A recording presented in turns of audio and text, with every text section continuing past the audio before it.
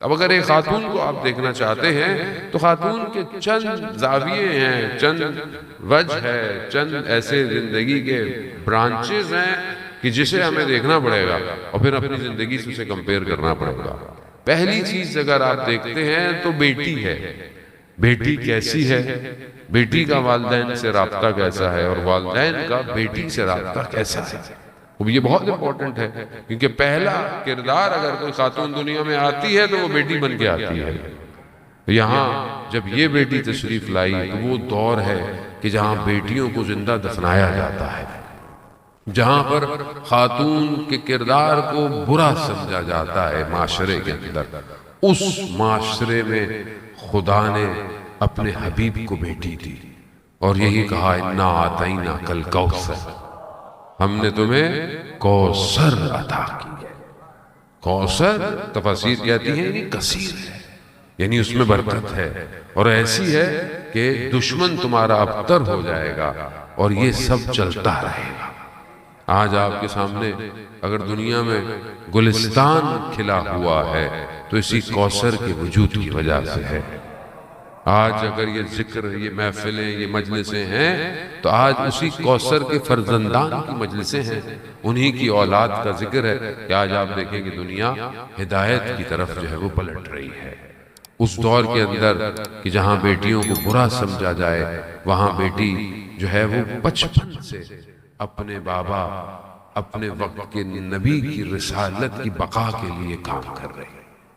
معروف ہے مکہ کے اندر بھی جب لوگ رسول خدا کو تکلیف دیتے تھے، جبکہ بہت کم سن ہے، چھوٹی ہیں، مگر اس کے باوجود اپنے بابا کا ساتھ دیتی ہیں، اپنے بابا کی مدد کرتی ہیں۔ شیب ابی طالب میں جہاں پر سینکشنز ہیں، تحریم لگی ہوئی ہے، پابندی ہے، آپ کے سامنے ہے کہ وہ کس طرح وہ چند سال گزرے ہیں، مگر وہاں بیٹی اپنے والدین کا ساتھ دیتی ہوئی نظر آتی ہے۔ اور پھر والد بھی ایسے کہ جب بیٹی تشریف لاتی ہے تو والد کھڑے ہو جاتے ہیں، ہاتھ کا بوسہ لیتے ہیں، اپنی جگہ پر بٹھاتے ہیں۔ وہ یہ مقام صرف یہ نہیں کہ صرف بیٹی ہے، وہ بیٹی اس مقام پر ہے۔ خود رسول خدا ارشاد فرماتے ہیں کہ جب میں جنت کی خوشبو سونگھنا چاہتا تھا تو میں فاطمہ کو اہتمام کرتا تھا، یعنی حور الانسیاء ہے، یعنی اس عالم سے بشر کے لبادے کے اندر ایک شخصیت روئے زمین پر اتری ہوئی ہے۔ اس مقام پر آپ سوچیں کیسی تربیت ہوگی، کیا مقام ہوگا، والدہ کا مقام، والد کا مقام۔ خدا نے بھی کیا کردار بنایا، ایسا گلستان کا وہ گل، ایسا پھول بنایا کہ آپ اس کے اطراف میں دیکھیں تو ایسی شخصیتوں کی پرورش ہوئی ہے کہ کائنات پوری انہی شخصیت کے اوپر ڈیپینڈنٹ ہوئی بیٹھی ہے۔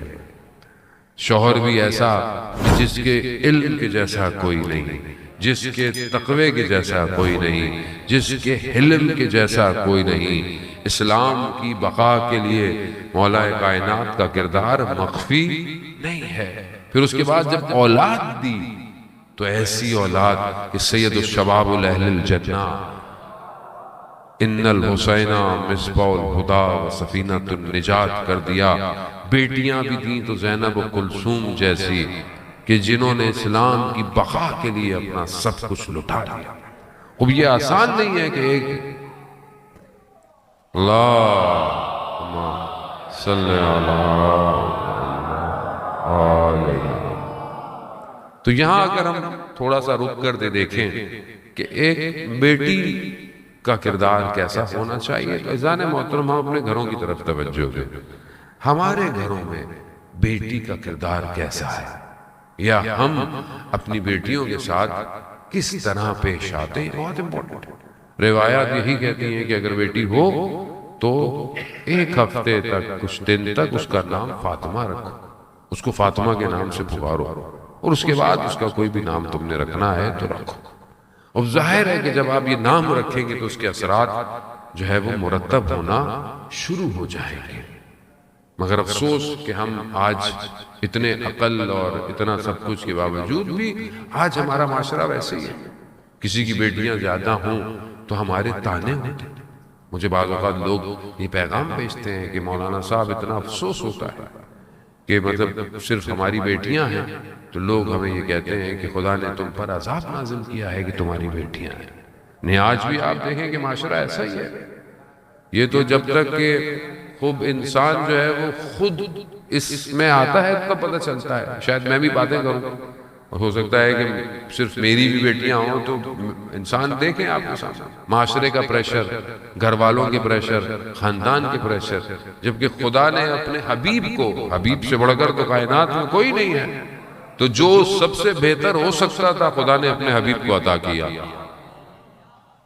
اور وہ ایک بیٹی دی ہے. لیکن آج ہم اپنے معاشرے میں بیٹی کو کس طرح دیکھتے ہیں جانے محترم. بڑا افسوس ہوتا ہے کہ معاشرے میں اہل بیت کے ماننے والوں کے کردار زیارتوں میں بھی جا رہے ہیں، نمازیں بھی پڑھی جا رہی ہیں، حج عمرہ بھی ہو رہے ہیں، لیکن جب رویہ ان کا دیکھا جائے بیٹیوں کے ساتھ تو بڑا عجیب سا ہے. اور اس سے بڑھ کر زیادہ افسوس ہوتا ہے کہ اپنی بیٹی سے رویہ بہت اچھا ہے، لیکن جب دوسرے کی بیٹی گھر آتی ہے تو اس کے ساتھ رویہ انسان کا کیسا ہے. بہت ہے، منافقت ہے. انسان دو روح ہے، اور یہ آخری زمانہ اس لیے تو خطرناک ہے. انسان ظاہر میں کچھ اور ہے اور اندر سے جو ہے وہ کچھ اور ہے. وہ یہ خطرناک ہے اس آخری زمانے کے اندر. تو بہرحال یہاں بہت ضروری ہے جانب روایات مولا حضرت محمد مصطفیٰ صلی اللہ علیہ وسلم.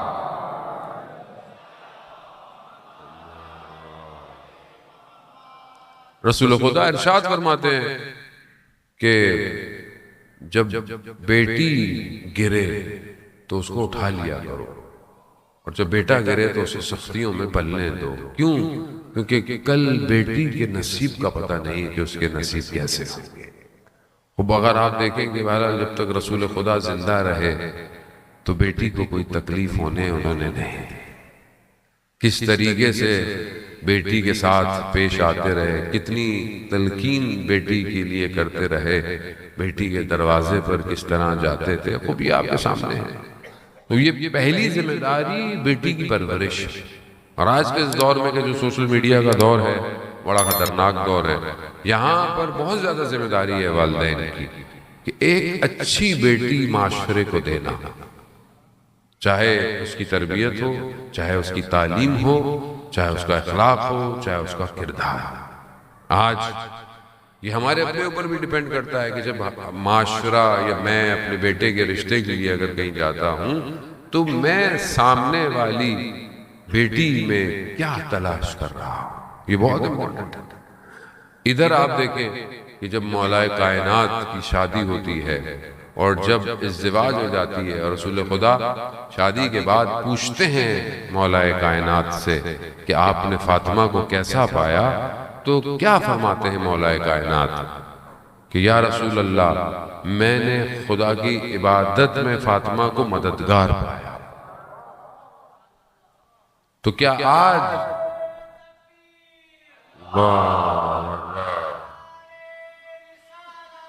یا رسول اللہ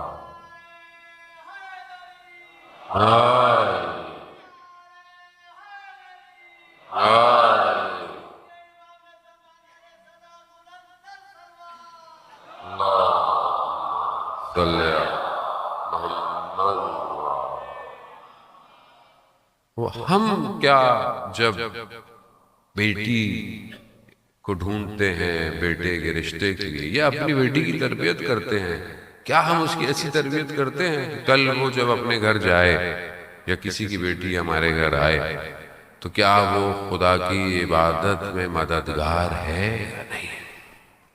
ہم اتنے زیادہ مادے میں پھنس گئے ہیں، میٹلسٹک ورلڈ میں پھنس گئے ہیں، ہم تو ہر چیز مادے سے کمپیئر کر رہے ہیں. کوئی یہ نہیں پوچھتا کہ عبادت کیسی ہے لڑکی کی، لڑکی کا حجاب کیسا ہے، لڑکی کا اخلاق کیسا ہے، لڑکی کا کردار کیسا ہے. اور نہ ہم اتنے پریشان ہوتے ہیں کہ ہم بھی بچی کی اچھی تربیت کریں.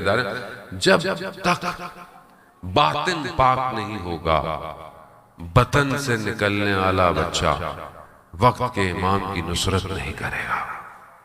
یہ یاد رکھیے گا، کیونکہ بہرحال امام کو وہ چاہیے کہ جس کی ماں کی گود ایسی ہو جو بچپن سے اس کی ایسی تربیت کرے کہ وہ اپنے وقت کے امام کے لیے قربانیاں دے سکے.